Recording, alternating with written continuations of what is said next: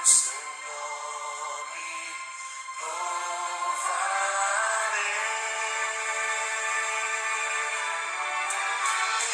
Ele é o Senhor, sua verdade vai sempre reinar. Terra e céus glorificam seu santo nome. Ele é exaltado, Rei é exaltado nos céus. Ele é exaltado, Rei é exaltado nos céus. Eu louvarei, Ele é exaltado para sempre, exaltado seu nome.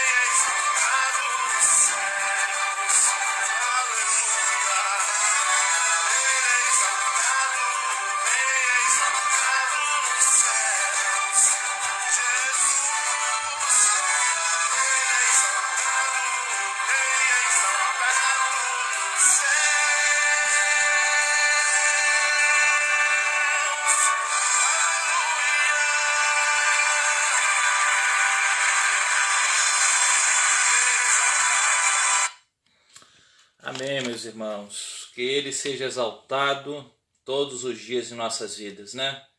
Bom dia a todos, a graça e a paz de Jesus. Quero dar as boas-vindas a todos os irmãos, as irmãs.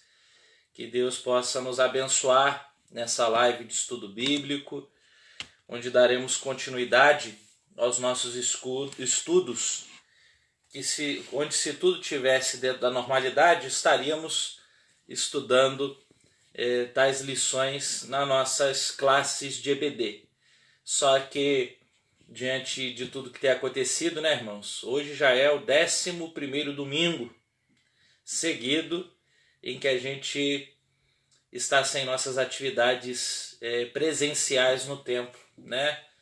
E prosseguimos aí nessa luta, nessa batalha, mas olhando firmemente para o autor e consumador de nossa fé, que é Jesus, né? Na esperança de que o quanto antes nós superaremos esse tempo de adversidade e poderemos voltar às nossas atividades no templo e, quem sabe, um pouco mais para frente, até mesmo a nossa EBD, conforme, né, os nossos moldes tradicionais em nossas classes, não é verdade? Mas enquanto a gente não chega a esse momento, enquanto aguardamos esse momento, vamos usando esse espaço, né, para podermos compartilhar as nossas lições, não deixando de estudar a Bíblia Sagrada, não é verdade? E hoje nós vamos dar prosseguimento.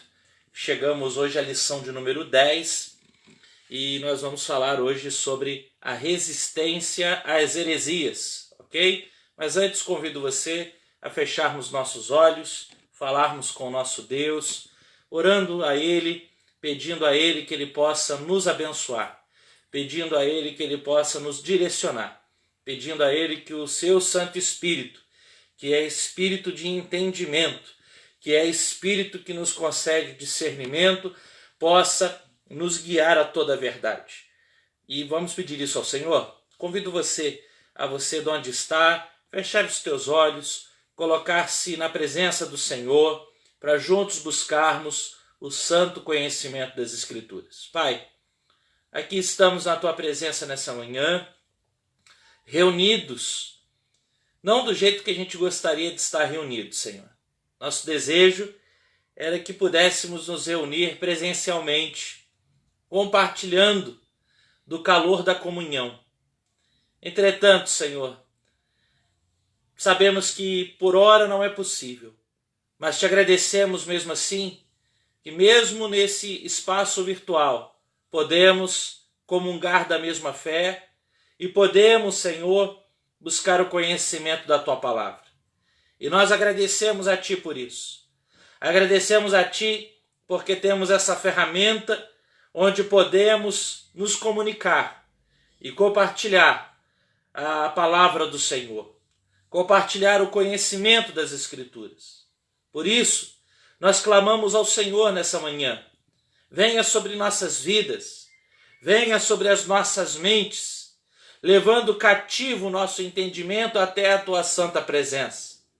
De maneira que nossas mentes possam ser banhadas pela luz do céu, pela luz do conhecimento das Escrituras, e possamos nós sermos conduzidos a um só entendimento, ao conhecimento da Tua palavra. Nos abençoe, encha cada lar com a Tua presença, sê conosco, é a nossa oração, em nome de Jesus. Amém e amém. Louvado seja o Senhor. Meus irmãos, nós vamos, portanto, estudar hoje a lição de número 10 da revista que temos usado esse trimestre, a revista que tem falado sobre a vida de Paulo, escrita pelo saudoso pastor Isaltino Gomes Coelho Filho. E hoje, nossa caminhada tem sido essa, né? Estudarmos a vida de Paulo e o pensamento de Paulo.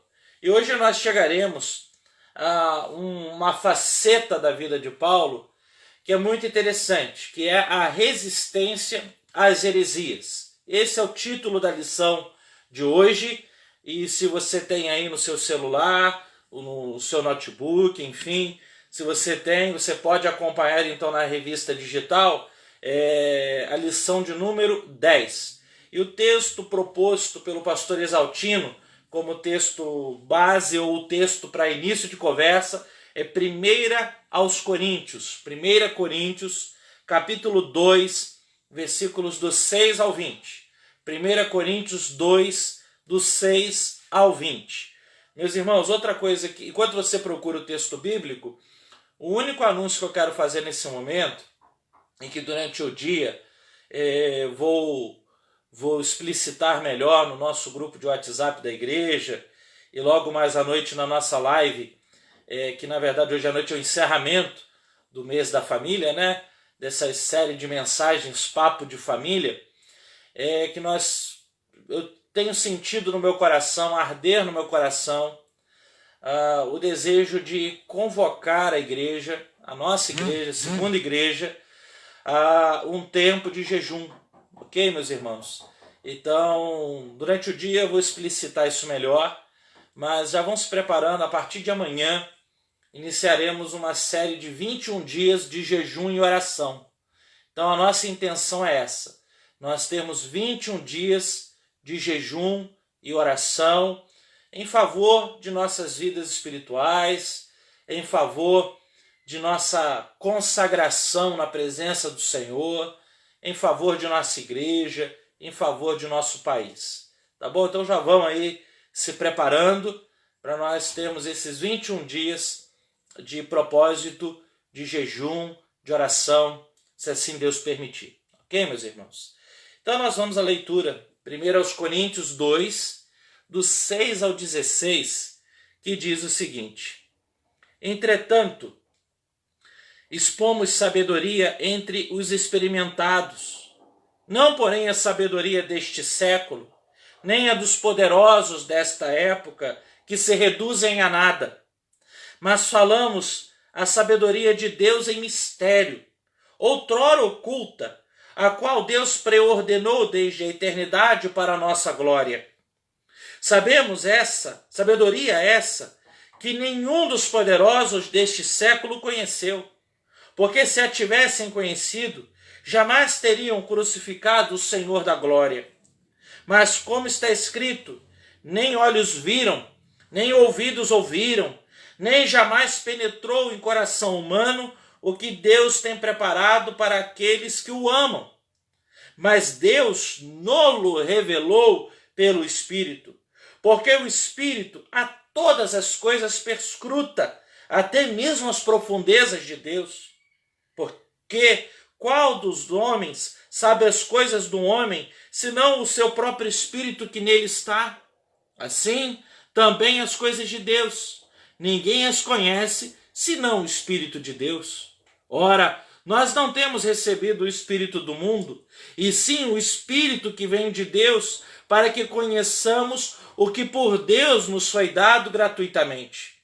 Disto também falamos, não em palavras ensinadas pela sabedoria humana, mas ensinadas pelo Espírito, conferindo coisas espirituais com espirituais. Ora, o homem natural não aceita as coisas do Espírito de Deus, porque eles são loucura, e não pode entendê-las porque elas se discernem espiritualmente.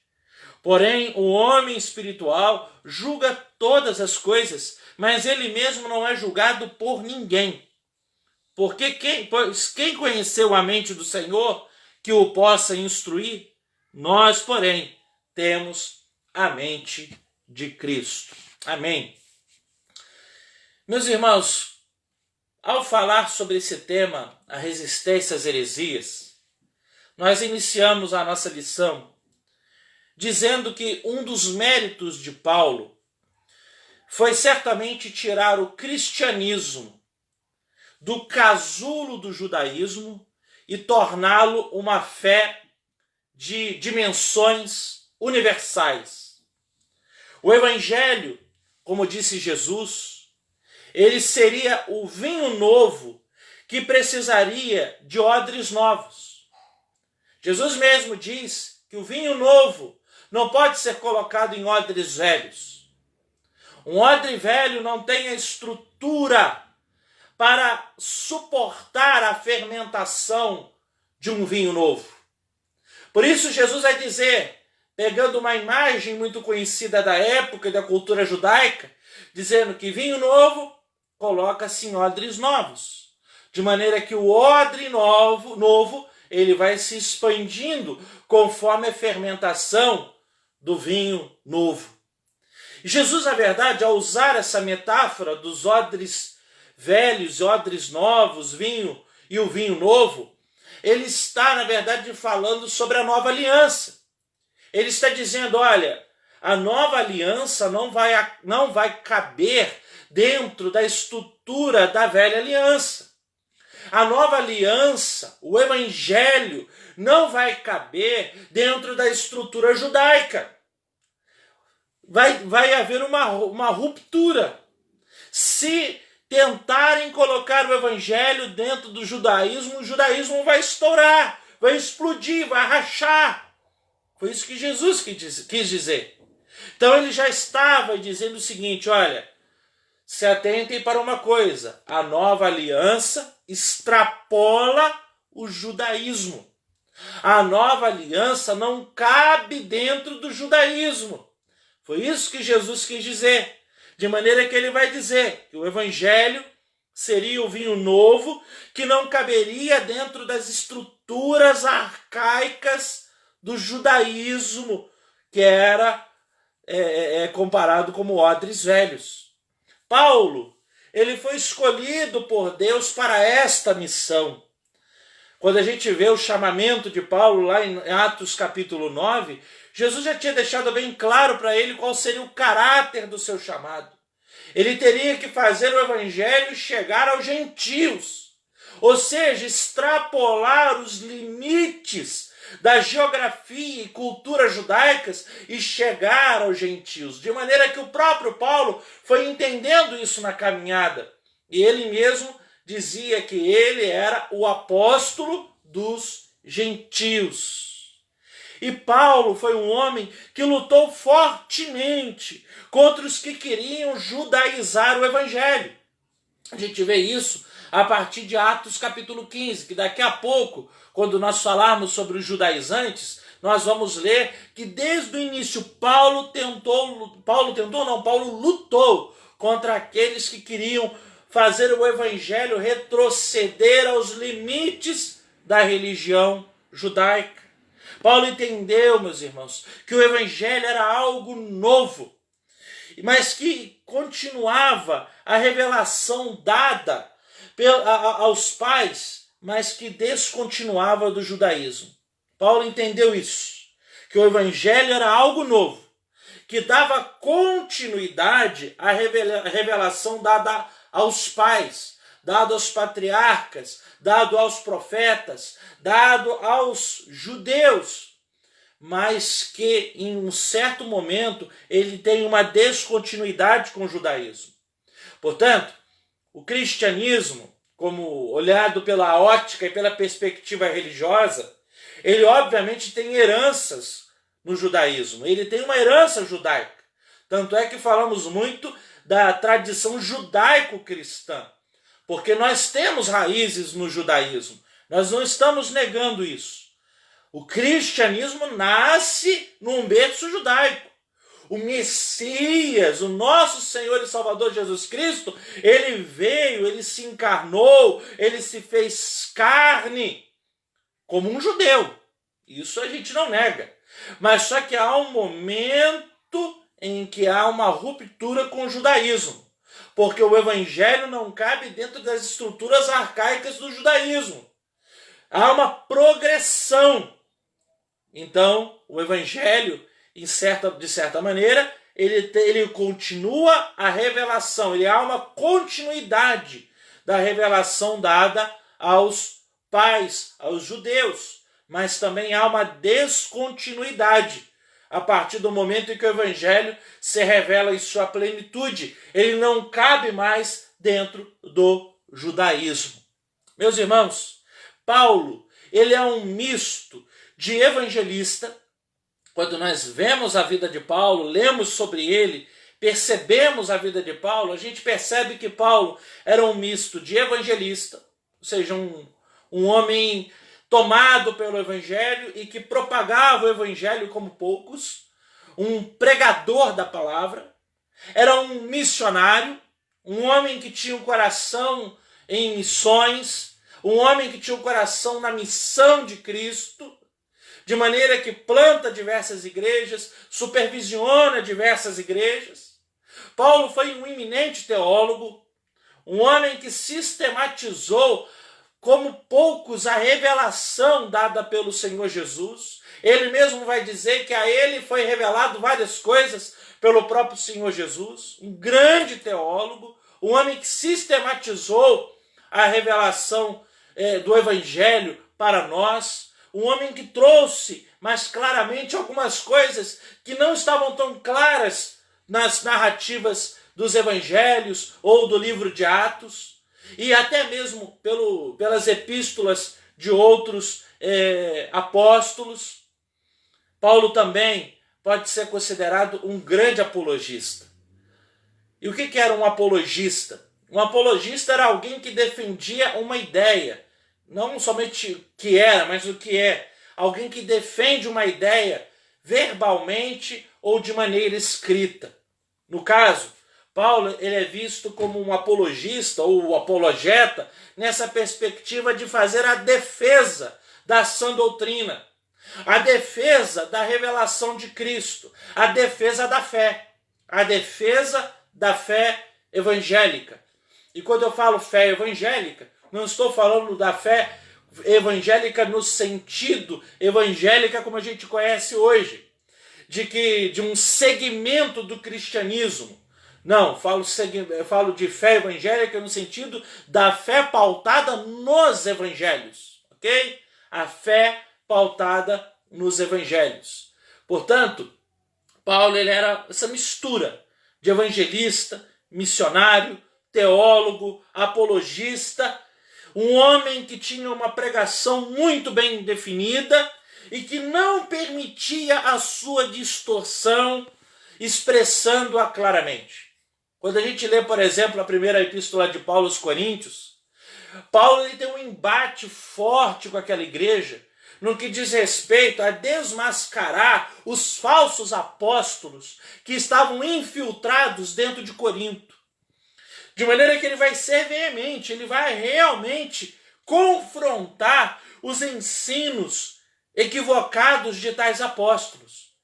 Porque Paulo era um homem que tinha uma pregação bem definida. Paulo era um homem de convicções arraigadas. De maneira que quando ele viu o que estava acontecendo dentro de Corinto, daqui a pouco a gente também vai olhar, quando ele escreve aos Gálatas e ele percebe a loucura que estava se tornando a igreja da Galácia, ele entra em choque com tais pregadores de doutrinas estranhas à fé evangélica. Paulo era um homem que tinha zelo pela palavra, paixão pela palavra. Um homem que de fato tinha profundas convicções, sabia em que cria, sabia do que ele pregava. Por isso, podemos dizer que ele era um defensor da fé, um verdadeiro apologista ou um verdadeiro apologeta. Eu quero ler aqui com os irmãos, na nossa lição, onde o pastor Exaltino, na página 51, no segundo parágrafo da página 51, na primeira coluna, ele vai dizer: hoje veremos, o propósito da lição de hoje é vermos a respeito de Paulo como esse apologeta, como esse apologista da fé cristã.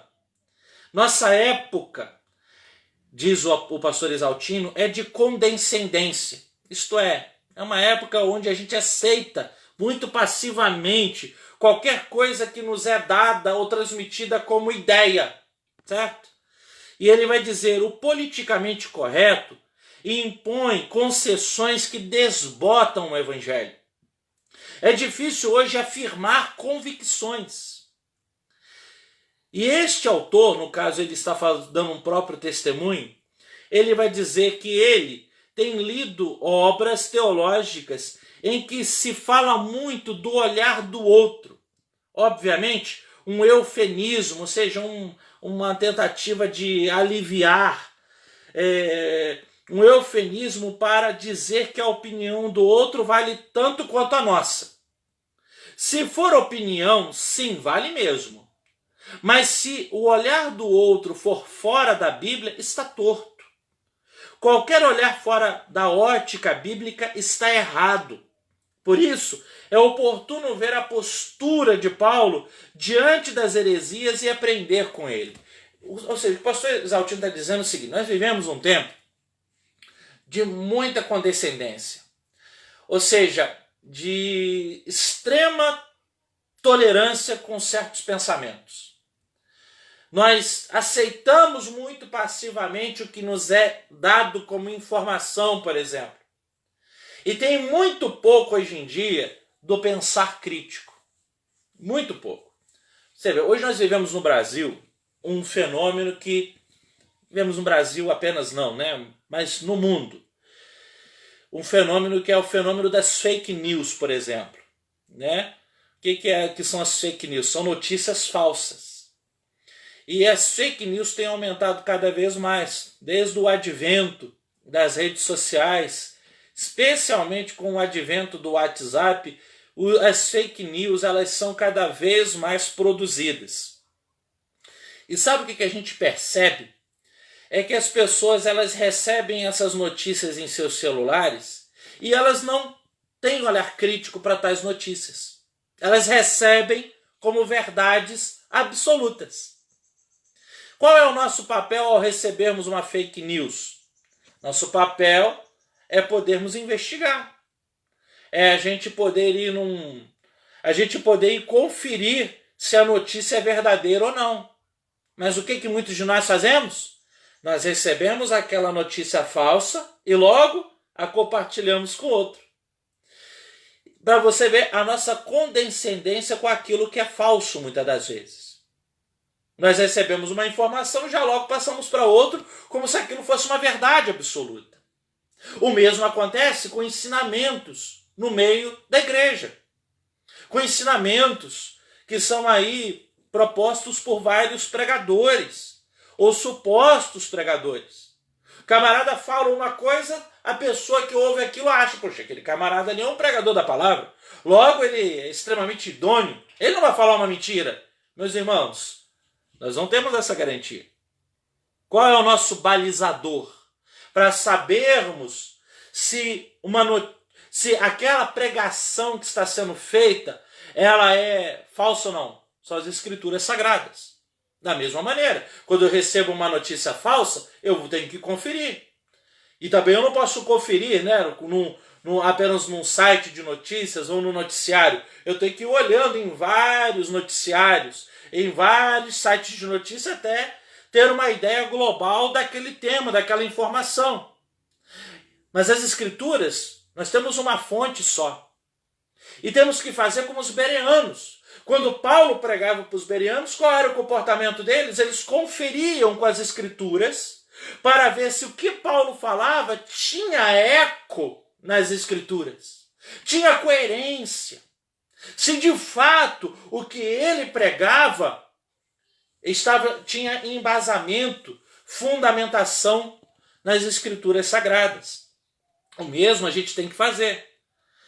Não adianta, puxa vida, o fulano de tal lá pregou isso, a gente não pode falar porque a gente vai estar sendo, muita gente fala, né? A gente não pode rebater uma pregação ou um ensino porque isso é fazer juízo. Não, isso não é fazer juízo. Julgamento, meus irmãos, o julgamento temerário que é reprovado por Jesus é um julgamento de pessoas. É quando eu julgo a pessoa, é quando eu julgo o caráter da pessoa. Agora, nós, diante daquilo que é exposto como ideia, aquilo que é exposto como ideologia, aquilo que é exposto como pregação, eu tenho que julgar. Julgar ideias não é julgar pessoas, certo? Por isso que Paulo, escrevendo aos Tessalonicenses, ele vai dizer, quando a gente ouve um ensino, quando a gente ouve um profeta, quando a gente ouve uma pregação, temos que julgar todas as coisas e reter o que é bom. Então, o nosso julgamento é feito a partir do filtro chamado Escrituras Sagradas. É a partir daí que a gente começa a detectar as heresias, isto é, os ensinos distorcidos, ou os ensinos absolutamente contrários com aquilo que é revelado nas Escrituras. Por isso, meus irmãos, quando Deus se revela através de Oséias, lá no Antigo Testamento, ele se dirige ao povo dizendo, o meu povo ele é destruído porque lhe falta conhecimento. Então é exatamente isso que acontece. Quando o povo de Deus não tem conhecimento da palavra, a destruição é próxima. Por isso precisamos, ao ouvir uma pregação, temos que conferir, lermos a palavra e vermos se aquilo que o pregador fala, aquilo que aquele professor de EBD fala, está em consonância com as Escrituras. Nesse exato momento eu estou aqui comunicando uma mensagem para você, um ensinamento para você. Qual é a sua postura? Você tem que conferir com as Escrituras para ver se o que eu falo está dentro do padrão bíblico revelado. É por aí, meus irmãos. E Paulo, ele era esse indivíduo. Esse indivíduo que combatia aquilo que era contra a fé evangélica revelada. Aquilo que era contra a palavra revelada. Certo, meus irmãos? E nós vamos hoje pensar então em Paulo como esse apologista, como esse indivíduo que defende a fé. E nós vamos ver Paulo fazendo essa defesa da fé, primeiramente, rebatendo um fenômeno presente na igreja do primeiro século, e a gente vai ver que não está somente no primeiro século, isso é uma moda hoje, que é o movimento judaizante. Depois Paulo também combateu o movimento gnóstico. E no final a gente vai ver que o negócio de Paulo sempre foi enaltecer a pessoa de Jesus. E a gente vai ver que a grande falácia das heresias sempre será mexer com a pessoa de Jesus, rebaixando, diminuindo a pessoa de Jesus, o nosso Senhor. Então vamos lá. Primeiramente, o pastor Exaltino ele vai falar sobre esse problema que havia com os judaizantes logo nos primeiros dias, logo nos primeiros meses ou primeiros anos da fé evangélica revelada através de Jesus e sequenciada através da igreja. Quem eram os judaizantes? Necessário a gente fazer essa definição. Os judaizantes, meus irmãos, eram um grupo de pessoas que queriam tornar a igreja numa seita judaica. Ou seja, assim como haviam vários segmentos dentro do judaísmo, como o farisaísmo, como aqueles que faziam parte dos saduceus, os essênios, até mesmo os zelotes eram considerados, eles queriam enquadrar o caminho, certo? Queriam enquadrar os primeiros cristãos na categoria de seita judaica. Ou seja, deixá-los confinados dentro do judaísmo. E os judaizantes, conforme eu já disse, eles surgiram muito cedo na história da igreja. Por isso eu convido você a ler Atos capítulo 15. Abra aí. Atos 15. Olha só, já logo nos primeiros anos da igreja, a gente vê esse movimento com certa força no meio da igreja, tentando trazer confusão. Atos capítulo 15, versos do 1 ao 5, a gente vê a presença dos judaizantes. Olha só o que diz. Atos 15, do 1 ao 5. Alguns indivíduos que desceram da Judéia ensinavam aos irmãos. E olha o que eles ensinavam. Se não vos circuncidardes, segundo o costume de Moisés, não podeis ser salvos. O que eles pregavam? Eles pregavam a necessidade da circuncisão, que era aquele rito judaico para os homens da fé judaica que deveriam tirar o prepúcio do seu órgão genital, como símbolo da aliança abraâmica. Lá isso começa com Abraão, lembrem disso. E era uma espécie de rito semelhante ao que é hoje o batismo para nós cristãos. E eles diziam, então, que se tais homens não fossem circuncidados, eles não seriam salvos. Está vendo só como é que era pernicioso essa questão? A gente sabe que a salvação ela é pela graça. Nós somos salvos pela graça. Mas eles estão dizendo, olha, não basta a graça. Vocês têm que também se circuncidar, voltando à prática do judaísmo. E aí o verso 2 em diante. Tendo havido da parte de Paulo e Barnabé contenda, e não pequena discussão com eles. Ou seja, Paulo e Barnabé resistiram fortemente ao ensinamento herético desses homens. E resolveram que esses dois homens e alguns outros dentre eles subissem a Jerusalém, aos apóstolos e presbíteros, com respeito a esta questão. Ou seja, Paulo então e Barnabé disseram para esses homens que estavam pregando essa heresia de que eles deveriam ir para Jerusalém. Vamos resolver isso diante dos apóstolos. Vamos resolver isso diante da igreja mãe, a igreja que está em Jerusalém. E o verso 3 vai dizer, enviados, pois, e até certo ponto acompanhados pela igreja, atravessaram as províncias da Fenícia e Samaria, e narrando a conversão dos gentios, causaram grande alegria a todos os irmãos. Ou seja, estão indo para Jerusalém, e enquanto estão indo para Jerusalém, o que Paulo está fazendo? Pregando a palavra. Por isso a gente dizer que ele era um evangelista de mão cheia. Numa ida para Jerusalém, para resolver uma questão doutrinária, com um grupo de hereges, ele está ali pregando a palavra. E o verso 4 vai dizer, tendo eles chegado a Jerusalém, foram bem recebidos pela igreja, pelos apóstolos e pelos presbíteros, e relataram tudo o que Deus fizera com eles.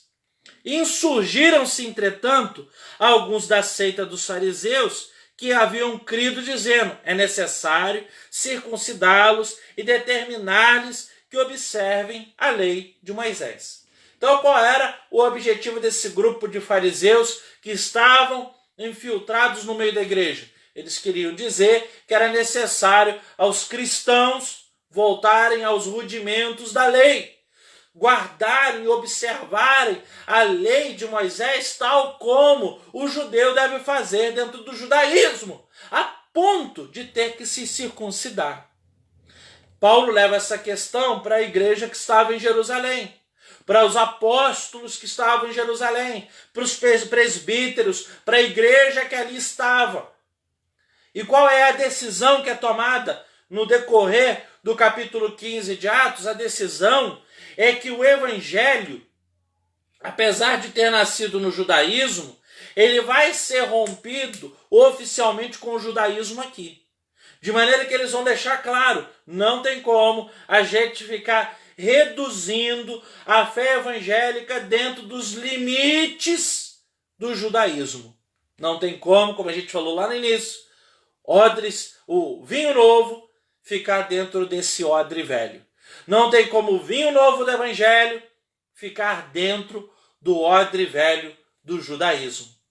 Mas a gente percebe, portanto, que havia o objetivo, havia um grupo de irmãos que não somente estava causando esse problema aqui específico em Atos 15. Esse grupo de irmãos, ou esse pensamento, ele foi se espalhando na cabeça de muitos judeus que, ao se converterem, ainda achavam que precisavam se submeter aos rudimentos da lei.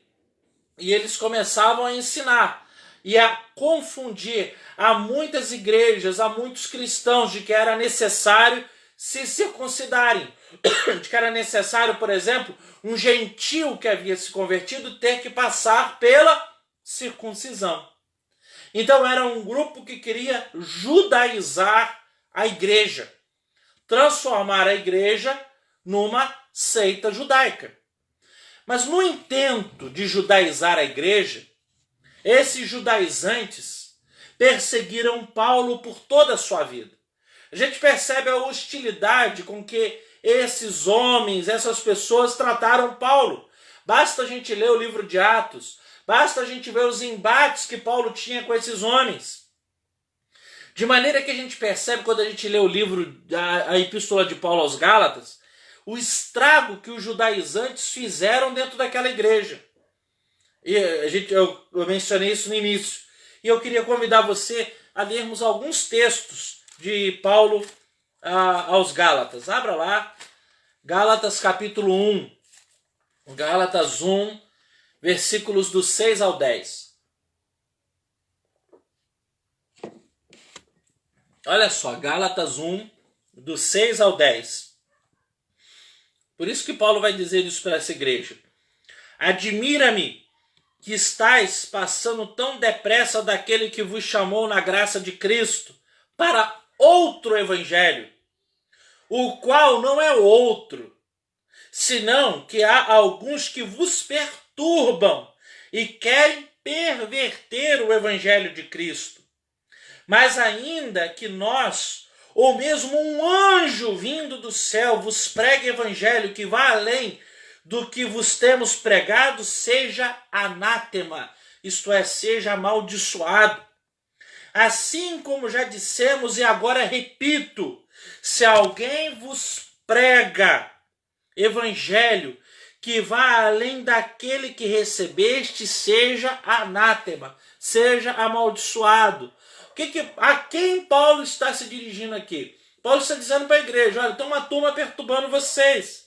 Tem uma turma tentando dissuadir vocês, tirar vocês da simplicidade do evangelho e fazer com que vocês voltem ao judaísmo. Paulo está combatendo os judaizantes. E ele vai dizer que os judaizantes estavam pregando um outro evangelho. O que os judaizantes pregavam? Eles pregavam que a justificação se dava através da guarda da lei. Eles diziam que era necessário guardar a lei para eles serem justificados diante de Deus. Por isso Paulo está dizendo, olha, mesmo que venha um anjo do céu, não precisa ser demônio não, pode ser um anjo vindo do céu. E se pregar um outro evangelho, amaldiçoe esse anjo. Esse anjo não está pregando o verdadeiro evangelho. Só há um evangelho a quem devemos ouvir e a quem devemos nos submeter. Então Paulo está falando, olha, o estrago que eles estão fazendo dentro da igreja da Galácia. Olha só também Gálatas 3:3, como Paulo vai ser incisivo. Ele vai dizer: sois assim insensatos, que tendo começado no Espírito, estejais agora vos aperfeiçoando na carne. Ele está dizendo: olha, vocês começaram tão bem, mas que insensatez tomou a cabeça de vocês. Vocês começaram no Espírito, mas vocês agora estão vos aperfeiçoando na carne. Vocês estão se aperfeiçoando através de uma circuncisão. Vocês agora estão se aperfeiçoando na busca desenfreada de se justificarem pela guarda da lei. E no capítulo 6 de Gálatas, versículo 12, ele vai dizer: todos os que querem ostentar-se na carne, esses vos constrangem a vos circuncidardes, somente para não serem perseguidos por causa da cruz de Cristo. Ele está dizendo: esses caras aí, eles querem se ostentar na carne. Eles querem ostentação. E eles querem fazer com que vocês fujam das verdadeiras batalhas da fé. Então a gente percebe que os judaizantes tiveram uma forte influência na igreja da Galácia, ou nas igrejas da Galácia. Por isso seria interessante depois você fazer um exercício de ler o livro de Gálatas, a carta de Paulo aos Gálatas, para você ter uma noção mais ampla, mais clara, mais global daquilo que está sendo tratado aqui. Paulo está se erguendo contra as heresias dos judaizantes. Qual é a resposta de Paulo a esse grupo de judaizantes? Bem, Paulo entendeu, ele sabia, isso lhe foi revelado, que a justificação pela lei anularia o evangelho. É o que ele vai dizer, Gálatas 2, versículos do 16 ao 21. Essa é a resposta que Paulo está dando aos judaizantes. Gálatas 2, do 16 ao 21, quando ele diz: sabendo, contudo, que o homem não é justificado por obras da lei. Bem, se Paulo está falando isso, é porque havia esse grupo de judaizantes dizia que as obras da lei salvavam, certo? Por isso ele está dizendo que o homem não é justificado por obras da lei, e sim mediante a fé em Cristo Jesus. Também temos crido que Cristo Jesus, para que fôssemos justificados pela fé em Cristo e não por obras da lei, pois por obras da lei ninguém será justificado. Mas se procurando ser justificados em Cristo, fomos nós mesmos achados pecadores, dar-se-á o caso de ser Cristo ministro do pecado? Certo que não, porque se torna a edificar aquilo que destruí, a mim mesmo me constituo transgressor. Ele está dizendo: olha, o que vocês estão buscando fazer é edificar aquilo que já foi destruído. Ele está dizendo: a volta para o judaísmo é uma tolice. Ele vai dizer até mais, é uma transgressão, porque já caiu, já foi derrubada essa ideia. Agora estamos erguidos sobre outro fundamento. E aí ele vai dizer a partir do verso 19: porque eu, mediante a própria lei, morri para a lei, a fim de viver para Deus. Estou crucificado com Cristo. Logo, já não sou eu quem vive, mas Cristo vive em mim. E esse viver que agora tenho na carne, vivo pela fé no Filho de Deus, que me amou e assim mesmo se entregou por mim. Não anulo a graça de Deus, pois se a justiça é mediante a lei, segue-se que Jesus morreu em vão, segue-se que Cristo morreu em vão. Esse é o pensamento óbvio, lógico. Ele está dizendo para aquela igreja: olha, se vocês estão acreditando que a justificação vem pela lei, vocês estão cometendo um pecado. Porque se alguém fosse justificado pela lei, Jesus então não precisaria vir morrer por ninguém, porque a lei já estava dada. Então era apenas se aperfeiçoar na lei. Mas ele deixa bem claro: olha, Jesus veio porque a lei era insuficiente. Jesus veio fazer aquilo que nos era impossível fazer, aquilo que a lei era impossível fazer por nós. Maneira que ele vai dizer: nós somos salvos, nós somos justificados pela graça mediante a fé.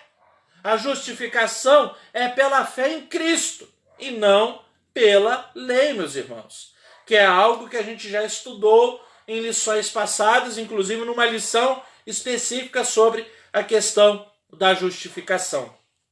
E aqui eu quero ler também algo muito interessante que o pastor Exaltino coloca na página 51, na segunda coluna, quando ele vai falar do problema dos rejudaizantes, que é uma heresia que a gente vê hoje muito presente no meio evangélico. E olha só o que ele vai dizer, e você certamente vai identificar alguns lugares que fazem isso. A gente não pode deixar de falar, tá, irmãos? E aqui ele vai dizer o seguinte: alguns hoje tentam rejudaizar o evangelho, desde a presença de símbolos judaicos no culto, como a menorá. O que é o menorá? É aquele castiçal de 7 braços, né? A estrela de Davi, que pode ter sido desconhecida a Davi, tendo origem na cabala judaica, e a bandeira de Israel nos templos, até indumentária como o kippá. O kippá é aquele chapéuzinho, né? Que coloca aqui em cima, que os judeus colocam. Então a gente vê hoje em dia pastores colocando kippá. Tem uma faixa, né, chamada de talit, né? Que muitos também colocam, né? Você já deve ter visto alguns, até pregadores da televisão, que colocam com as cores azul e branco de Israel. Então, isso é um movimento rejudaizante, certo? E o pastor Exaltino está apenas fazendo menção disso aqui. Ele também vai dizer que muitos cânticos se baseiam nos salmos, não nos evangelhos e nas epístolas. E certo tipo de liturgia, como danças, vem mais no templo judaico que nas reuniões cristãs que seguiram o modelo da sinagoga de cânticos e estudo da palavra. Há cristãos hoje mais empolgados por Israel do que pela igreja. Eu concordo com ele plenamente nisso. Isso é perigoso. Pode levar a esquecer-se que só há salvação, isso pode nos levar a esquecermos que só há salvação em Jesus. E que o verdadeiro povo de Deus é a igreja. Deus não tem 2 povos. O povo de Deus é quem crê em Jesus como Senhor e Salvador. Quem não crê em Jesus está perdido, mesmo sendo judeu. Isso aqui é um ponto interessante, meus irmãos. Nós vivemos, não é de hoje, um momento, e aqui o pastor Exaltino fez menção da menorá, fez menção do kippá, fez menção da estrela de Davi e da bandeira de Israel, que são elementos presentes no judaísmo. E hoje em dia a gente traz essas coisas para dentro de nossas igrejas, né? Quase que cultuando esse tipo de postura, colocando Israel acima de tudo e de todos. Só que a gente já falou isso aqui em umas lições passadas, pelo menos eu comungo dessa ideia, eu concordo plenamente com o pastor Exaltino. Israel não é o povo exclusivo de Deus. Israel foi povo de Deus. E aqui não há nenhum tipo de preconceito, é o que diz as Escrituras. De maneira que qualquer indivíduo que for salvo, ele vai ser salvo não por ter uma nacionalidade, ele vai ser salvo pela graça de Deus. Então quando ele coloca aqui, isso é muito importante. Ninguém é salvo. O camarada que nasce em Israel, ele não é salvo por ter nascido em Israel. Se ele não nascer de novo, ele não será salvo. Da mesma maneira que o gentio. De maneira que hoje, o Senhor, nosso Deus, ele não tem 2 povos, Israel e a igreja. Não, ele tem um povo só. Nós somos, Paulo escrevendo aos Gálatas no capítulo 6, ele vai deixar bem claro que a igreja agora é a Israel de Deus. Nós somos a Israel de Deus. Por isso, ficar fomentando a volta aos rudimentos do judaísmo é querer retroceder, é querer voltar lá para trás. Então, aí, atrás disso aí, muitos vão querer guardar sábado e coisas do tipo. Coisas que a gente não precisa mais fazer. Certo, irmãos? Então, eu creio que você já deve ter aí identificado. Não concordo quando o pastor Exaltino faz crítica, por exemplo, à dança, né? Dizendo que a dança ela é estritamente uma característica do culto judaico. Eu creio que ela pode ser incorporada dentro do culto cristão. Então eu não vejo problema nenhum, certo? De termos um ministério de coreografia na nossa igreja. Inclusive na nossa igreja nós temos um belíssimo ministério de coreografia. Então eu não vejo problema nisso, né? Porque claro que também a gente tem que ter certos cuidados, que alguns não têm, né? Tudo tem que ter seus certos cuidados para não fugir à decência e não fugir à ordem. Mas tirando essa observação que eu faço do pensamento do pastor Exaltino, eu concordo plenamente com ele. Temos que ter cuidado nesse desejo de querer rejudaizar a igreja. De, por exemplo, achar que o shofar, que era tocado em Israel e que muitos tocam hoje em dia, né? O shofar é aquele berrante, né? Mas é um berrante ungido, né, irmãos? Então o shofar ele é um instrumento mais sagrado do que um violão, do que um acordeon, do que uma bateria. E não é, meus irmãos, não é, certo? A gente sabe que não é, mas muitos têm tentado voltar aos rudimentos. E tem um pensamento teológico, que aí já é mais voltado para a escatologia. Eu só vou dar uma pincelada, que é um problema. Porque a gente já está chegando a 11 horas e daqui a pouco vai dar meio-dia e não acabei a lição, né? É um problema que é muito seguido pelos posicionamentos de filmes como Deixados para Trás. Não sei se você já viu esse filme, você já leu esse livro, é muito famoso. E hoje tem norteado os pensamentos sobre escatologia, a doutrina dos últimos tempos. Tem muita gente que acha que a igreja é um apêndice na história. Isto é, a igreja está no momentinho da história. Momento em que lá Israel no passado recebeu a chancela da rejeição divina. Não sou eu que digo isso, é Paulo que escrevendo aos Romanos que vai dizer, certo? Que houve uma rejeição. Jesus mesmo, na parábola, várias parábolas ele vai dizer que o reino estava sendo tirado deles e dado a outros. O reino está sendo dado para a gente, gentios. Só que há um pensamento de muitos, e tem muita gente por aí, até influente pregando isso, de que chegará no tempo final que a igreja ela vai ser arrebatada, ok? E toda liturgia do templo vai voltar, inclusive sacrifícios. E Israel voltará a ser o povo de Deus. Meus irmãos, quer dizer então que a igreja é apenas um apêndice na história? Isso é uma heresia. Me desculpem se alguém que está me ouvindo compartilha dessa ideia ou teve esse ensinamento. Eu respeito, mas com muita angústia, porque eu não aceito dizer que a igreja é um apêndice na história. A igreja é o povo de Deus, certo? Que coisa estranha, né? Mas tem um monte de gente que ensina isso aí, de que Deus deu um tempo com Israel, aí está dando um tempo para os gentios através da igreja, e no final a igreja vai subir, e aí o templo vai voltar, vai ser reedificado. Não entro nem nesse mérito, se vai ser reedificado ou não, certo? Não quero arrumar esse problema. Mas aí então que o sistema sacrificial vai voltar, e vai voltar como era antes, e os judeus então serão salvos. Eu acho essas coisas muito estranhas, certo? O pensamento bíblico não norteia isso, ok? Há um só povo, o povo é a igreja, e quem for salvo vai ser inserido na igreja, certo? Nós somos a Israel de Deus, e não tem porquê nós voltarmos aos rudimentos da lei. Paulo mesmo diz, morri para a lei. Pronto, morremos para a lei. Seguimos com Cristo. O que não quer dizer que nós não temos balizamentos morais. Temos, meus irmãos. Quando nós falamos da morte da lei, nós falamos da morte da lei cerimonial. Nós não precisamos mais apresentar sacrifícios. O sacrifício já foi feito. Nós falamos de muitos aspectos das leis civis de Israel.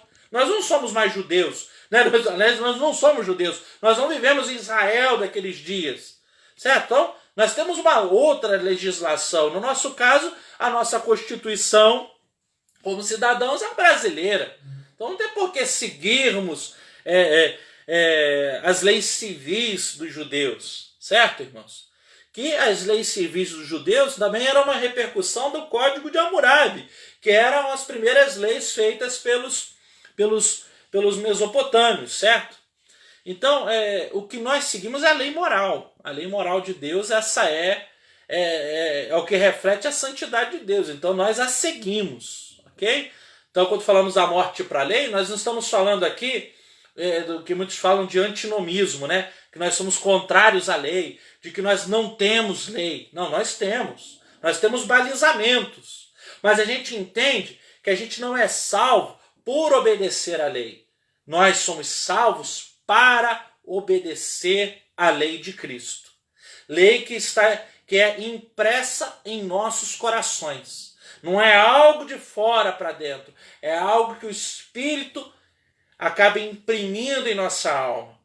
Ou seja, porque nós entendemos que as palavras de Jesus, como ele mesmo diz, são espírito e vida. Logo, aquilo que eu leio nas Escrituras, o Espírito aplica no meu coração, na minha mente, na minha vivência. Então, fazendo esse grande parêntese, vale a pena a gente pensar se o que a gente tem visto por aí, se isso é realmente cristianismo. Isso para mim é modinha teológica, ok? Modinha teológica. Então, não tenho a menor necessidade, jamais vou fazer isso. Não preciso ficar botando bandeira de Israel dentro do templo para se fazer mais espiritual do que os outros. Não preciso botar talite, não preciso botar kippah na cabeça. Ministério de louvor, não precisa ter ninguém tocando chofar, ok? Não precisamos de nada disso, ok, irmãos? Nada disso. Basta a gente ter Jesus. Basta termos Cristo. É essa a simplicidade do Evangelho. Mas os movimentos judaizantes tentam nos fazer uma seita judaica. Meus irmãos, como diz o pastor Exaltino, nós não podemos varrer a cruz para debaixo do tapete. O único Cristo digno de fé é o Cristo crucificado. Como Paulo diz, 1 Coríntios 1,18. Como Paulo diz aos Gálatas, capítulo 6, versículo 14.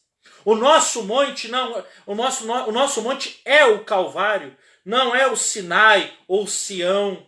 Nós somos filhos da cruz e não da lei. Somos filhos da graça por meio da fé. Isto não pode ser esquecido por nenhum de nós.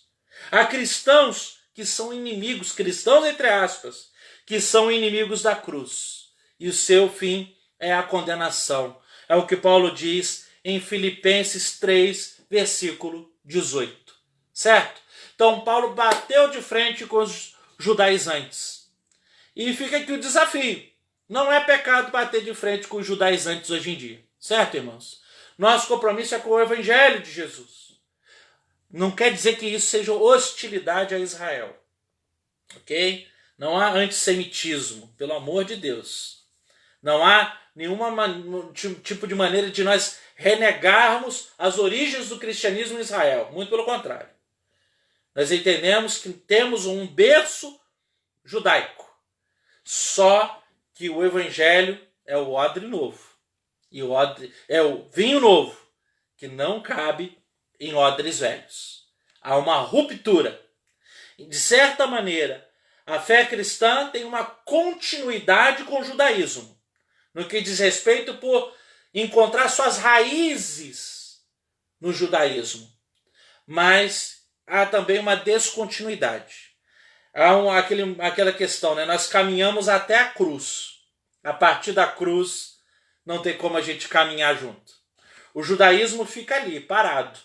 E nós prosseguimos. Nós cremos que o Messias já veio.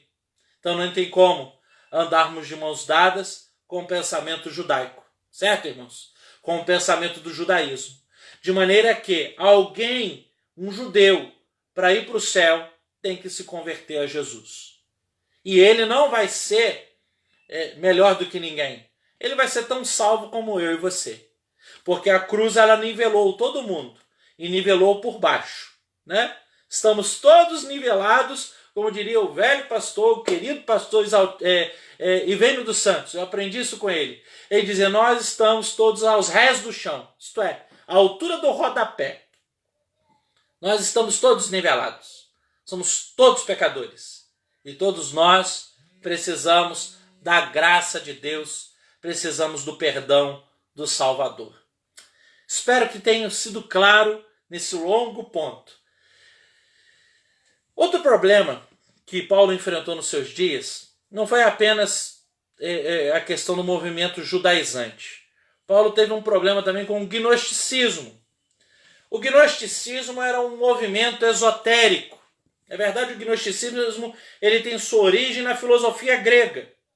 E o gnosticismo ele era um movimento esotérico que ensinava a salvação pela gnosis ou gnosis, que é uma palavra grega para conhecimento. Portanto, o gnosticismo ele ensinava que a salvação vinha pelo conhecimento. E sobrevive hoje em dia esse pensamento gnóstico em movimentos como o racionalismo cristão. O racionalismo cristão não é um movimento evangélico, não, irmãos. É uma seita que tem muitos elementos gnósticos. E também o gnosticismo ele sobrevive em certas instituições secretas e ocultistas, certo?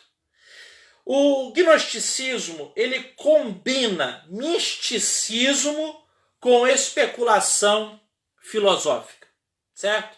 É isso que apregoa ou apregoava com mais força o gnosticismo.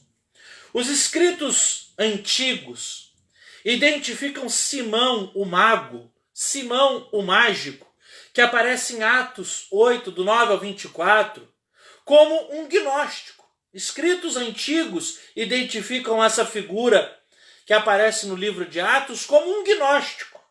Segundo fontes posteriores, Simão o mago, ele se dizia divino e que sua amante era Helena de Troia reencarnada. Os textos gnósticos, eles são datados a partir do 2º século da nossa era, da era cristã.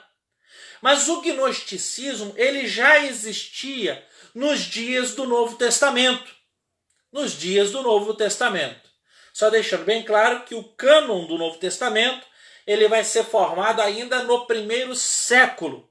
Até o ano 100 ele vai ser escrito, ok? Dessa era. Então os escritos gnósticos eles aparecerão com força a partir do 2º século.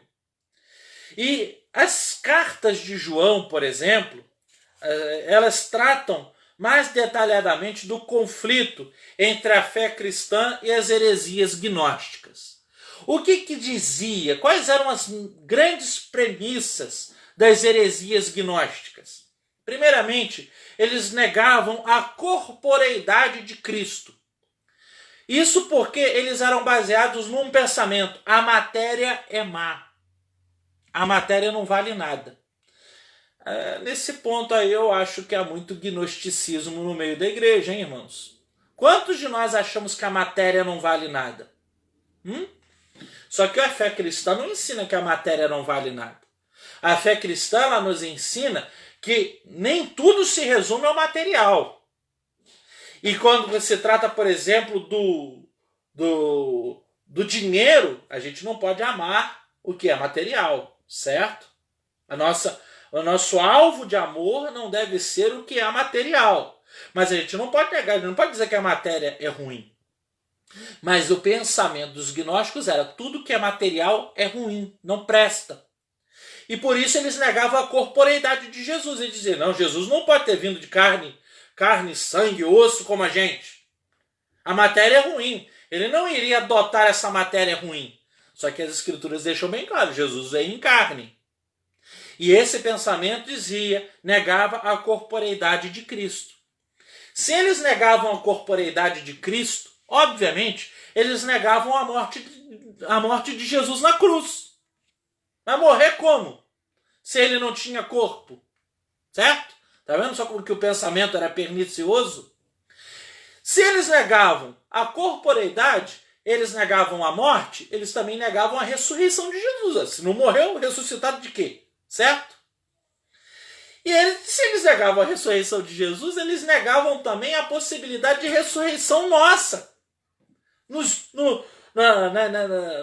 dias finais, no grande dia. Eles negavam então que nós também iríamos ressuscitar. E eles ensinavam que a salvação ela dependia de um conhecimento secreto, de um conhecimento místico, De maneira que, cada vez mais conhecendo, a gente chegaria a um liminar, a uma espécie de posição iluminada que nos conferiria a salvação. Então era uma caminhada de salvação, era uma busca de salvação pelos próprios esforços. O camarada era salvo por saber mais do que os outros. E a ideia também que havia dentro do gnosticismo é: quanto mais eu conheço a mim, melhor eu conhecerei a Deus. Que é uma grande bobagem. As Escrituras nos ensinam outra coisa, que quanto mais eu conheço a Deus, melhor eu conheço a mim. E de que a salvação não é algo que eu busco a partir do meu conhecimento. A salvação é uma revelação de Deus. Não é uma busca minha. Eu não tenho mérito nenhum nisso. Eu não galgo degraus de conhecimento de maneira que eu chego à posição dos iluminados. Não é por aí. Isso não é pensamento cristão. De maneira que Paulo ele vai se opor ao gnosticismo. Ele vai se opor a essas heresias. Primeiramente porque ele afirma que o verdadeiro mistério e o verdadeiro conhecimento estão em Cristo. A gente leu no início, 1 Coríntios 2, do 6 ao 16. Ali Paulo deixa bem claro que o mistério foi revelado em Jesus. Foi revelado em Jesus. O mistério que era oculto outrora foi revelado em Jesus. E nele está oculto todos os tesouros do conhecimento e da sabedoria, como mesmo Paulo escreve aos Colossenses. Logo, tudo aquilo que eu preciso saber é revelado em Cristo. E eu recebo pela graça de Jesus. A salvação não depende de um subir de degraus de conhecimento de mim e de você. A salvação é uma revelação que a gente recebe do Senhor. Espero que isso fique claro. E outra coisa que Paulo combate no gnosticismo é que ele afirma que Cristo ressuscitou. E se ele ressuscitou, nós ressuscitaremos. Basta a gente ler 1 Coríntios capítulo 15. Todo o capítulo 15 Paulo vai deixar bem claro. Jesus morreu, Jesus ressuscitou, logo, nós que somos seus, nós que fomos salvos pela sua graça, também ressuscitaremos. Também ressuscitaremos no último dia. Ok, meus irmãos? Então, era mais ou menos isso que eles pensavam. Eles negavam a corporeidade de Jesus, eles negavam a morte de Jesus, a ressurreição de Jesus, negavam a possibilidade de ressurreição nossa no futuro e diziam que a salvação não era pela graça. A salvação era um conhecimento secreto, algo que viria. Ou seja, uma espécie de maçonaria, né? É mais ou menos esse o pensamento, que você vai galgando graus. É o grau 1, grau 2, grau 3, grau 4, daqui a pouco você chega no grau 33. Aí você já está ali, né? Mas não é isso, irmãos. Não tem esse negócio de graus. Eu posso crer em Jesus hoje como ladrão da cruz. Que grau aquele homem tinha? Hã? Que grau? Que conhecimento? Nem batismo aquele homem teve. Mas ele recebeu graça. Mesmo no grau 0. No grau 0.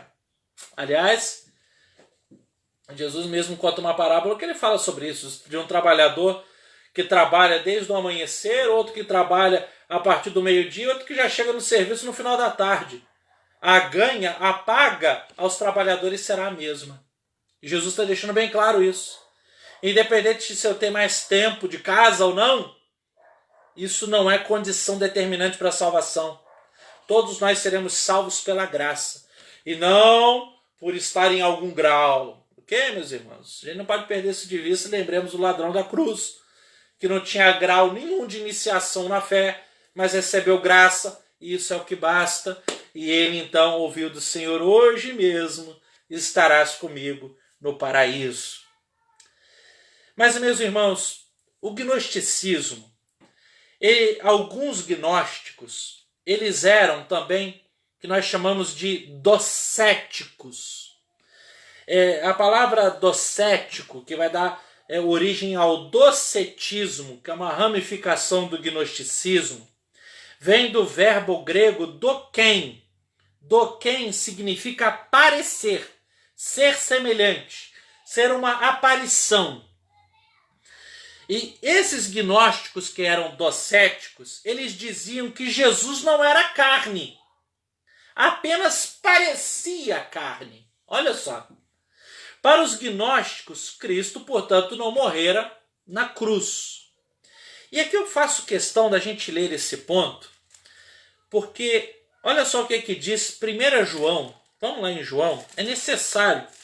Eu sei que a gente está falando sobre Paulo e o pensamento paulino, mas a gente tem que ir lá em 1 João para a gente poder entender o porquê que João vai dizer em 1 João capítulo 4, versos 2 e 3, o seguinte.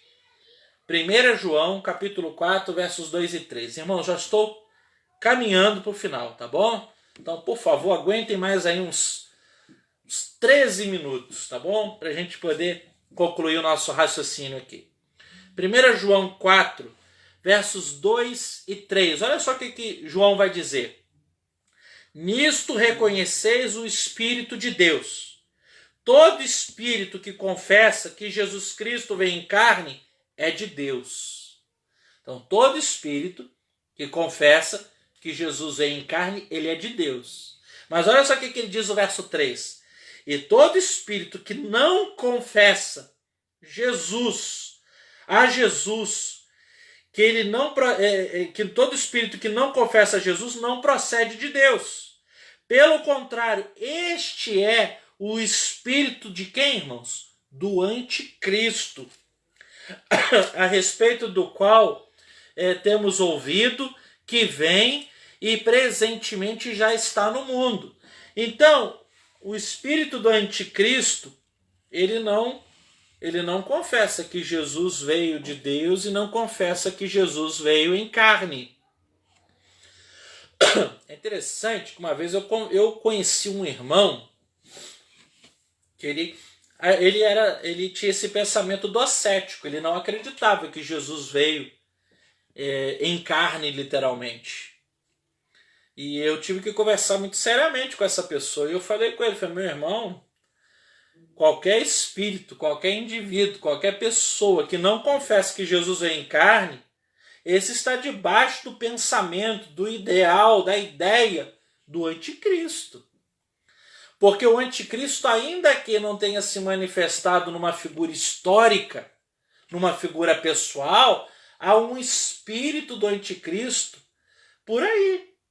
Certo, irmãos? Por isso que a gente vê constantemente surgirem algumas figuras aí influenciadas por esse espírito. Ok? Esse espírito do anticristo já anda por aí. E uma das premissas dele é negar que Jesus veio em carne. E olha como isso é pernicioso. Se Jesus não veio em carne, ele não derramou seu sangue. Dá para pensar nisso? E Hebreus vai dizer que sem derramamento de sangue não há o quê? Não há remissão para pecados. Então, negar que Jesus veio em carne é uma baita de uma heresia. Por que não dizer uma blasfêmia? Porque recusa-se a ideia de que Jesus derramou seu sangue. Se ele não derramou seu sangue, ainda estamos perdidos em nossos pecados. Guarde bem isso aí. E Hebreus vai dizer que existe uma lei universal, espiritual, que diz que sem derramamento de sangue não há remissão de pecados. Paulo deixou bem claro que Jesus veio em carne. 1 Timóteo 3, verso 16. Olha só o que Paulo vai dizer. Grande, evidentemente grande, é o mistério da piedade. Aquele que foi manifestado na carne, foi justificado em espírito, contemplado por anjos, pregado entre os gentios, crido no mundo e recebido na glória. Aliás, esse versículo aqui, o grande Asaf Borba fez uma belíssima composição há anos atrás, né? E ele fez uma composição baseada no Salmo 24 e nessa porção das Escrituras. Paulo, é claro, de que Jesus ele foi manifestado em carne. Ele veio em carne. Logo, não há nenhum absurdo crermos que ele veio em carne, ele passou por todas as agruras e limitações de um ser humano como eu e você. Ele teve sede, ele teve fome, ele ficou cansado, ele ficou restrito aos espaços geográficos, de maneira que, para se locomover, para sair de um lugar para o outro, ele tinha que andar, certo? Então Jesus ele veio, e quando ele morreu mesmo. Ele derramou o seu sangue, ele sentiu dor, ele sofreu. Então, é esse o pensamento das Escrituras, mas o gnosticismo ele vai contra este pensamento. A mensagem da cruz, meus irmãos, ela é central no ensino de Paulo. Por isso, Paulo jamais negou a cruz, ele sempre centralizou a cruz. Por isso, ele via a sabedoria gnóstica como falsa. Por isso que ele vai escrever 1 Timóteo 6, versos 20 e 21, o seguinte. 1 Timóteo 6, versos 20 e 21. E tu, ó Timóteo, guarda o que te foi confiado, evitando os falatórios inúteis e profanos e as contradições do saber, como falsamente lhe chamam, pois alguns professando se desviaram da fé. A graça seja convosco. Ou seja, ele está dizendo, olha, não dá ideia para essa falácia aí não. Não perca a cruz de vista. Não perca a pregação da cruz de vista. Evite esse tipo de contradições do saber. Certamente ele se referia também ao gnosticismo. A pregação de Paulo, meus irmãos, não era fundamentada na sabedoria humana. A pregação de Paulo era fundamentada na revelação do Cristo. E ele mesmo disse que quando ele pregava, ele não pregava estribado na sabedoria humana, mas ele buscava pregar no poder do Espírito, demonstrando o poder do Espírito, fazendo conhecido o poder do Espírito de Deus. Ficou entendido aí, irmãos? Espero que tenha ficado bem entendido para os irmãos. Aí chegamos no final. E no final, o pastor Exaltino ele trabalha com um tópico que ele chama o seguinte, a grande intervenção de Deus na história. E aqui ele busca enaltecer Jesus, colocando-o como o centro de nossas reflexões. Porque é dessa maneira que as Escrituras do Novo Testamento fazem com seus leitores. Coloca Jesus no centro. Jesus ele é apresentado dessa maneira. E o pastor Exaltino ele vai dizer que Jesus ele veio na plenitude dos tempos. É o que diz Gálatas 4:4. Mais tarde, o autor de Hebreus, ele afirma que Jesus é o clímax da revelação. Hebreus 1, versos 1 e 2. Na transfiguração, ao tirar Moisés e Elias de cena, Deus disse para aqueles homens ouvirem apenas a Jesus. Segundo Paulo, em Jesus Deus fez a sua mais espetacular intervenção na história. Por isso, Cristo é tudo em todos. Colossenses 3:11. Cristo é a expressa imagem de Deus. Colossenses 1:15. Jesus, ele é a imagem do Pai, de maneira que ver Jesus é ver o Pai, como diz João 14, versos 8 e 9. E esta ideia era determinante na teologia de Paulo, e ele não abria mão desta ideia. Nada era maior do que Jesus. Isto era o antídoto contra as heresias. Ele combatia tenazmente qualquer ensino que diminuísse o valor de Cristo. Você vê, os movimentos judaizantes, eles olhavam para Jesus não como o grande Messias, como Deus. Eles olhavam para Jesus apenas como um profeta. Porque ao quererem diminuir o cristianismo como uma seita judaica, eles estavam querendo dizer, Jesus não é isso tudo não. certo?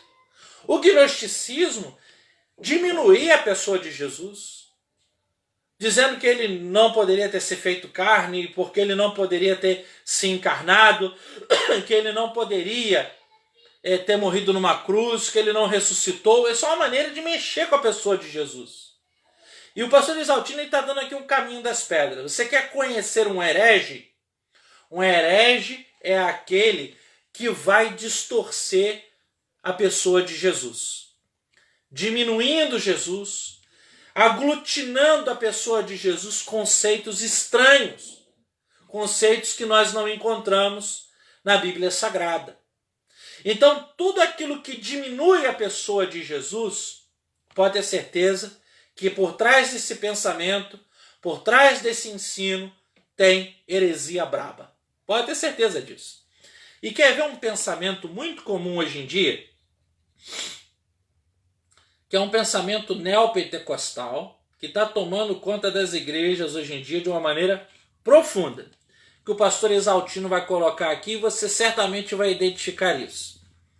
Ele vai dizer: as heresias atuais, lá na página 53, a última página da lição, na primeira coluna, segundo parágrafo, ele vai dizer: as heresias atuais mostram um Cristo insuficiente, ao contrário dos ensinamentos de Paulo, que mostra a grandeza de Cristo, a primazia de Cristo e a centralidade que ele deve ter em nossas vidas. A pessoa é salva por ele, mas fica presa de demônios, de maldição de palavras, de maldição hereditária, e precisa de reza forte de um guru para quebrar as maldições. Que tristeza! Um Cristo fraco e demônios fortes. Cristo salva a pessoa, entra em sua vida, mas não consegue transformá-la e livrá-la do maligno. Ela é nova criatura, mas nada muda e só passa a ser nova mesmo quando alguém quebra alguma maldição em sua vida. Nesta visão, o salvo precisa de alguma coisa além de Cristo. Eis a base das heresias: Cristo e algo mais. Mas só que ele, meus irmãos, Cristo é a palavra de Deus. Cristo é o clímax da revelação. É a imagem expressa de Deus. Tem um nome sobre todo nome. Mas os hereges insistem.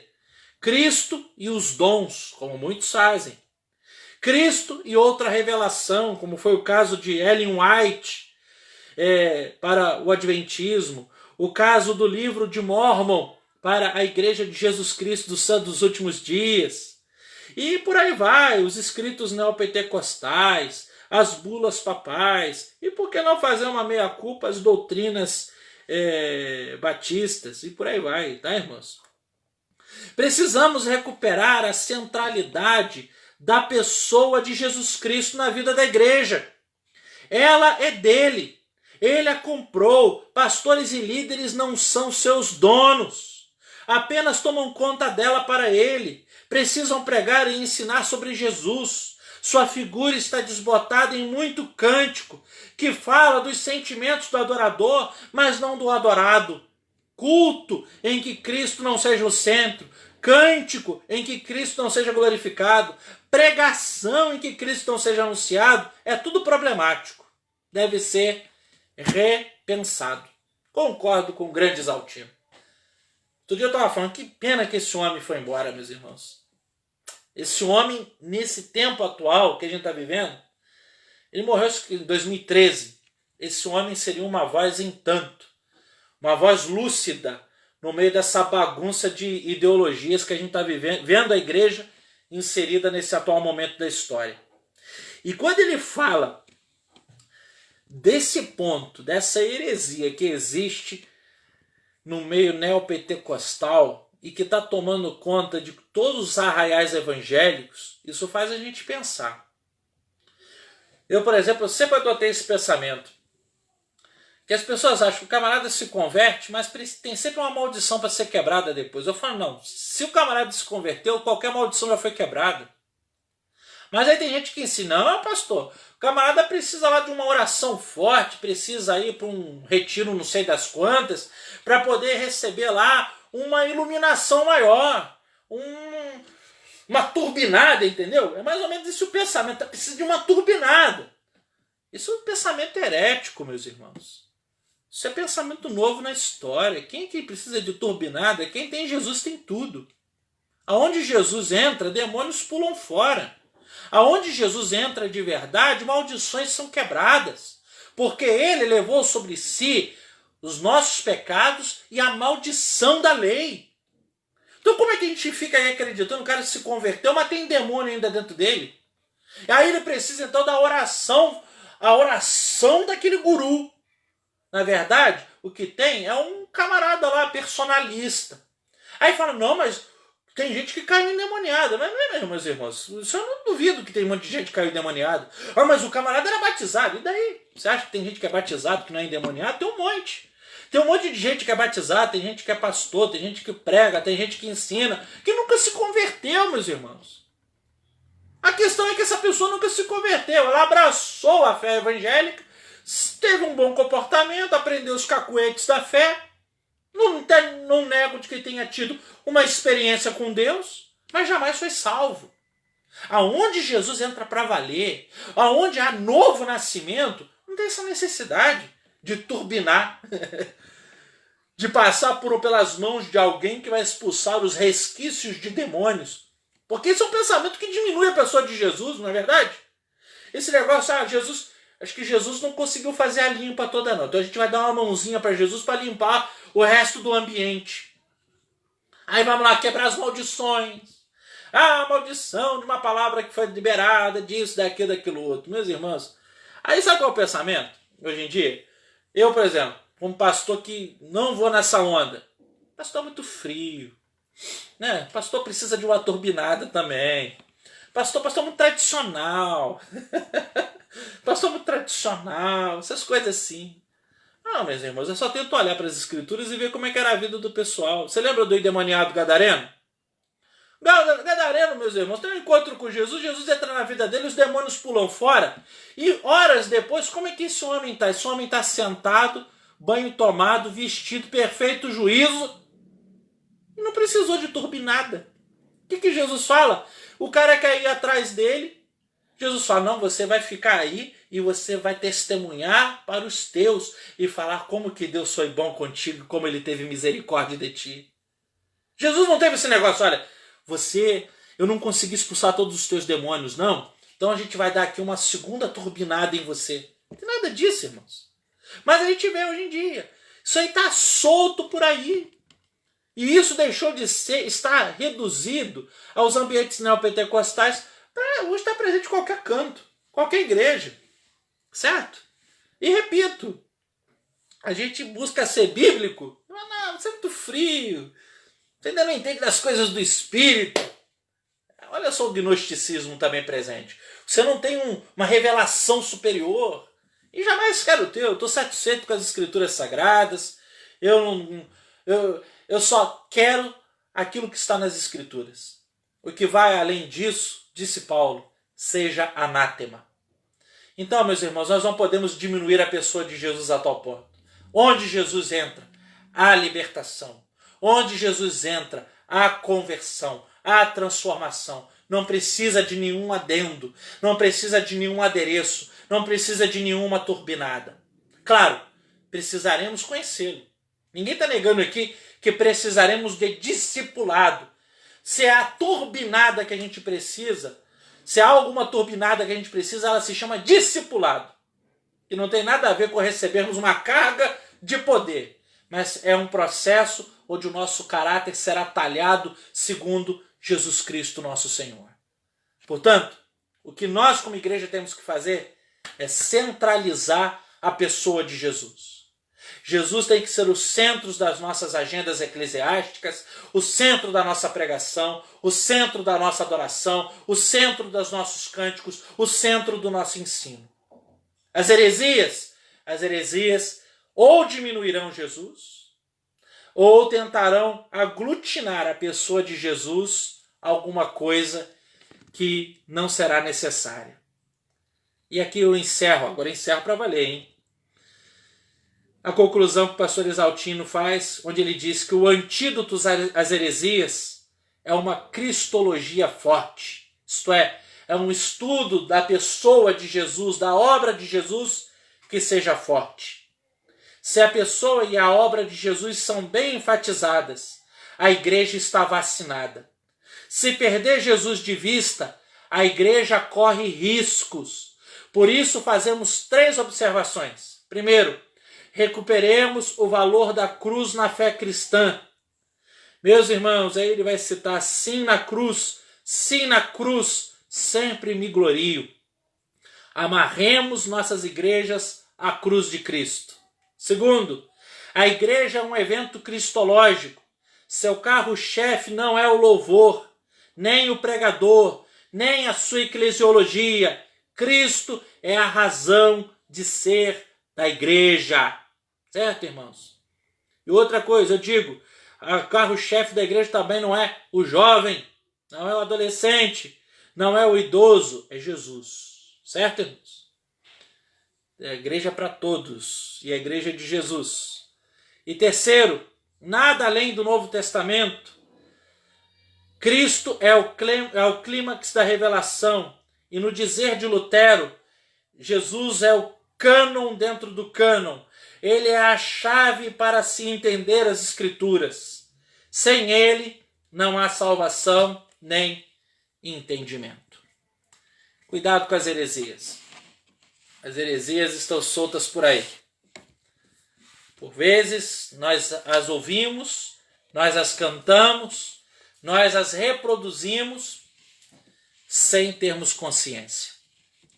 Mas quando a gente começa a ter contato com a palavra de Deus como ela é, e ouvirmos o que diz as Escrituras, e cada vez mais centralizarmos a pessoa de Jesus, tendo-o como aferidor de todo ensino, de toda doutrina, de todo comportamento, de todo modo de ser, aí então a gente vai perceber que muita coisa que a gente ouve, vê, assiste, canta, não tem nada a ver com o Evangelho de Jesus. Que Deus nos abençoe. Obrigado aí pela sua companhia. Eu sei que hoje nós fomos bem longe, né, meus irmãos? Olha, mais de 1h30 de estudo. E pelo menos essa é uma vantagem, né? Na igreja a gente fica com o horário bem reduzido. Mas espero que tenha esclarecido muitas coisas aí na sua mente. Vamos orar? E mais uma vez quero dizer aos irmãos, os irmãos que entraram depois na live, lá no início eu falei que a partir de amanhã, com a graça de Deus, a nossa igreja iniciará 21 dias de jejum e oração. Tá, irmãos? Vou tornar isso mais claro durante o dia. Nós vamos dedicar 21 dias de jejum e oração em favor de nossas vidas espirituais, de nossa igreja, de nossa nação, tá bom? E durante o dia a gente vai dando aí as diretrizes para serem seguidas, tá bom? Vamos orar? Pai, nós queremos te agradecer por Jesus Cristo. Nós queremos te agradecer porque o Senhor enviou o teu Filho amado. E queremos te agradecer, Pai, porque Jesus é, de fato, o maior presente, a maior dádiva que poderíamos receber. Queremos dizer para o Senhor que estamos satisfeitos com Jesus. E queremos te pedir perdão, porque muitas vezes a gente cai nesses ensinamentos que dizem que além de Jesus a gente precisa de mais alguma coisa. Ou de outros ensinamentos que diminuem tanto a pessoa e a obra de Jesus. Pai, o Senhor nos é suficiente.